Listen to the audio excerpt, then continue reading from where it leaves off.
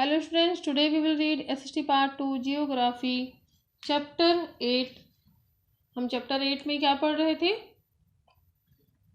मानव पर्यावरण अन्योन्य क्रिया उष्णकटिबंधीय उपोष्ण प्रदेश।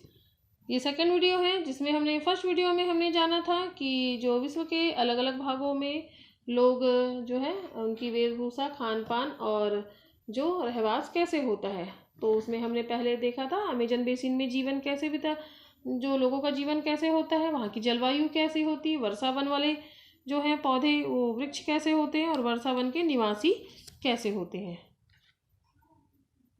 सो अब हम देखेंगे जो है ये सेकंड वीडियो है, life in the Ganga Brahmaputra basin, यहाँ का जो जीवन कैसे होता है। Let's see, listen carefully.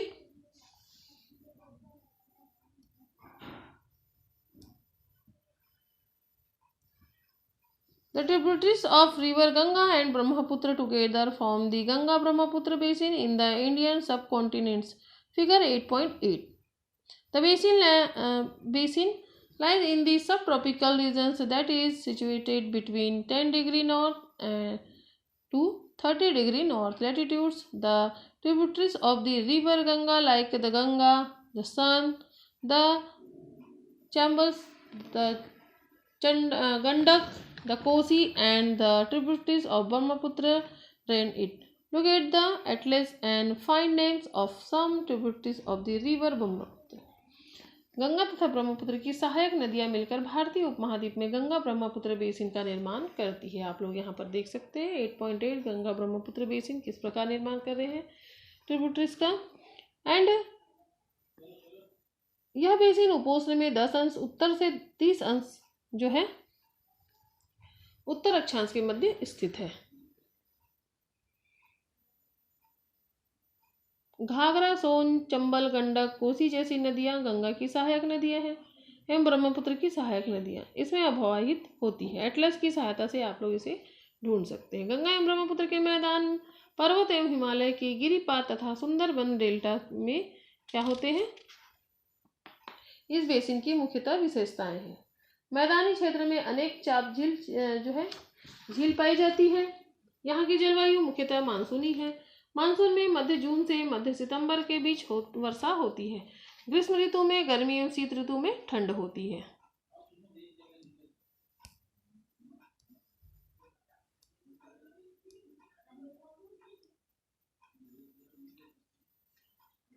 So students, यहाँ पर आप लोग देख सकते हैं कि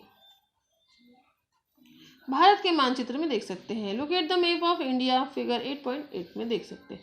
The basin areas has a varied topography. The environment plays a dominant role in the distribution of the population. The mountain areas with steep slope have inhospitable terrains. Therefore, less numbers of people live in the mountain areas of the Ganga Brahmaputra basin.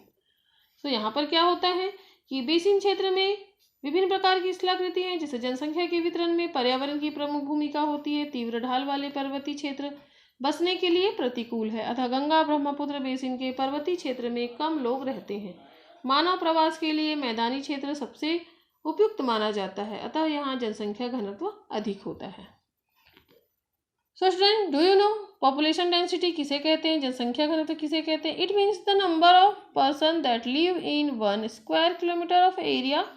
Example, the population density of Uttarakhand is 189, while the density of West Bengal is 1029 and that of Bihar is 1102.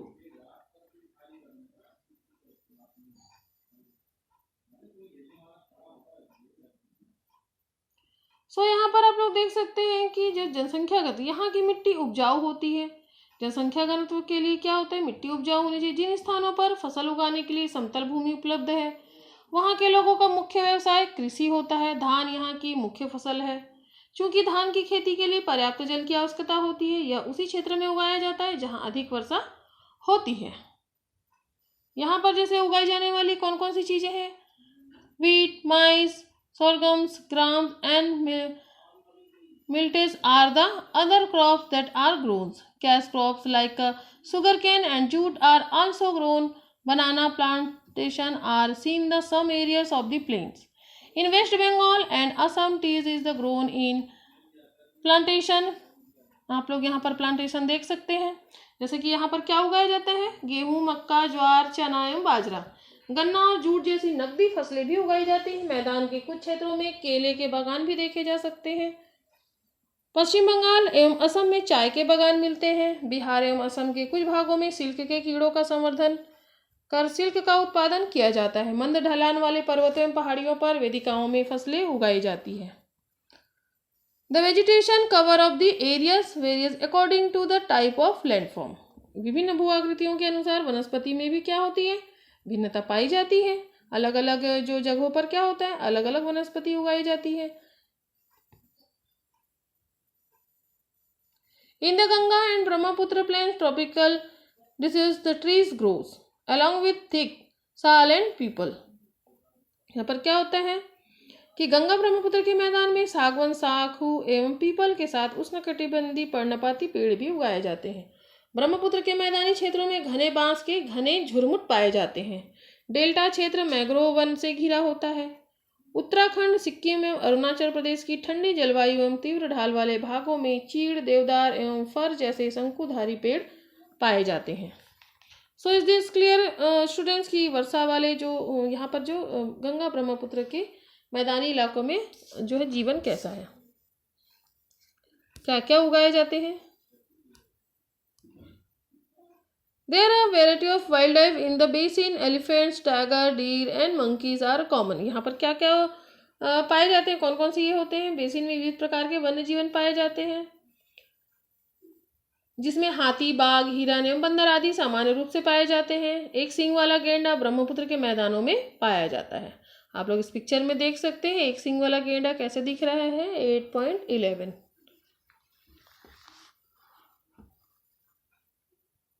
Delta क्षेत्र में Bengal tiger, मगर एवं घड़ियाल पाए जाते हैं। आप लोग चित्र जो है 8.12 मीन्स फिगर 8.12 में आप लोग देख सकते हैं। यहाँ पर जो दिखाया गया है क्रोकोडाइल्स कैसे।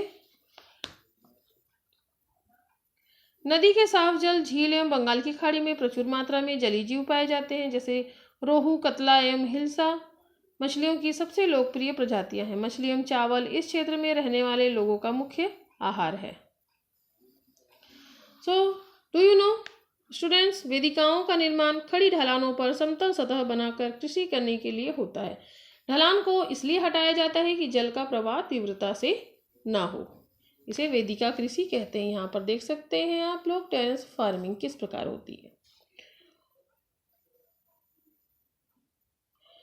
डू यू नो चिल्ड्रन, एक और चीज कि गंगा एवं ब्रह्मपुत्र नदी के अलवन जल में एक प्रकार सी डॉल्फिन पाई जाती है, जिसे स्थानीय भाषा में सुसु अथवा अंधी डॉल्फिन कहा जाता है।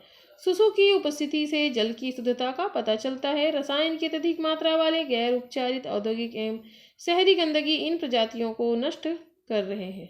यहाँ पर आप लोग देख सकते हैं ये है ब्लाइंड डॉल्फिन, इसे अंधी जो है डॉल्फिन कहा जाता है।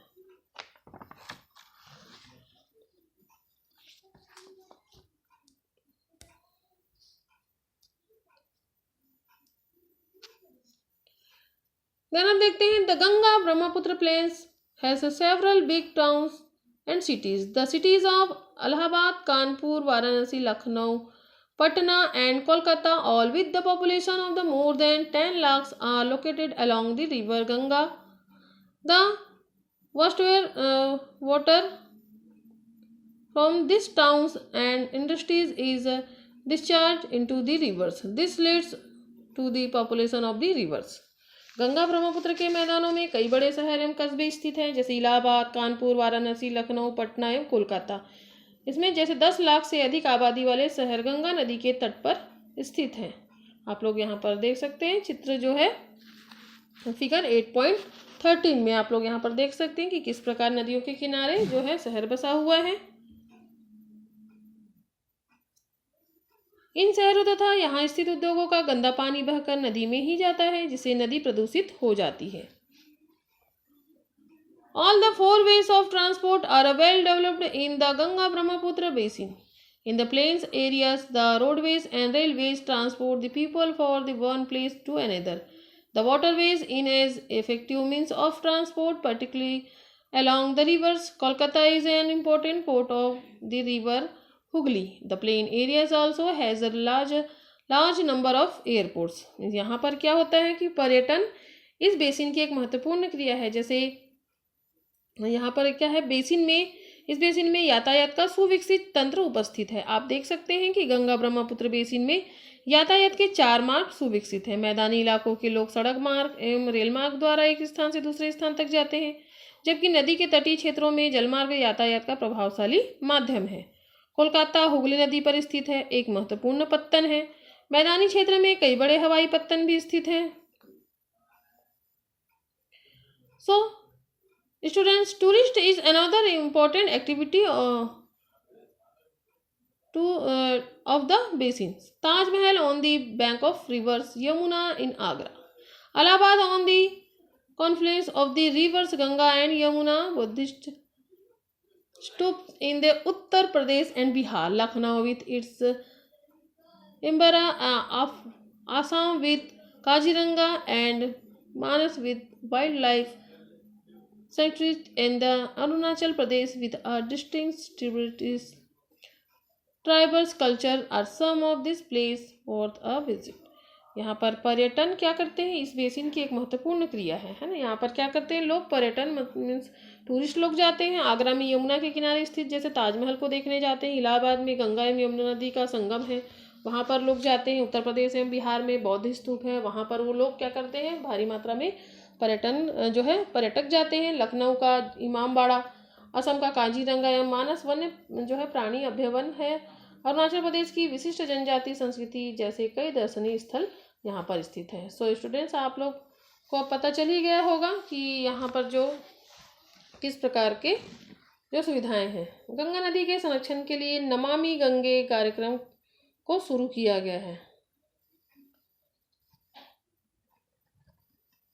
डू यू नो चिल्ड्रन, सार्वभौमिक स्वच्छता कवरेज प्राप्त करने और स्वच्छता पर ध्यान केंद्रित करने के प्रयासों में तेजी लाने के लिए भारत के प्रधानमंत्री ने 2 अक्टूबर 2014 को स्वच्छ भारत मिशन का शुभारंभ किया था।